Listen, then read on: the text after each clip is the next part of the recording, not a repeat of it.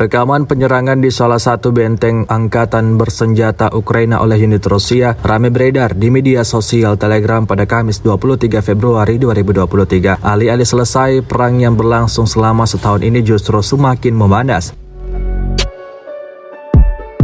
Terlihat jelas dalam rekaman, ledakan berkali-kali terjadi pada benteng angkatan bersenjata Ukraina. Selain sudah mempersiapkan serangannya dengan matang, pasukan Putin sebelumnya juga sudah melakukan pengintaian terhadap titik-titik musuh yang akan dihancurkan. Seperti yang terlihat dalam rekaman, militer Rusia mengklaim serangan yang dilayangkannya sangat merugikan kelompok musuh.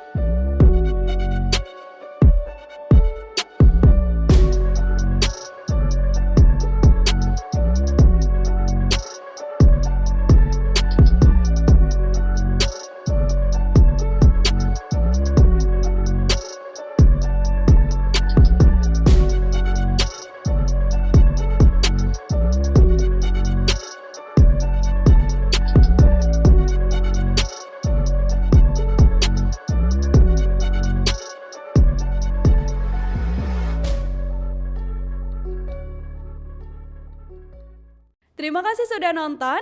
Jangan lupa like, subscribe, dan share ya.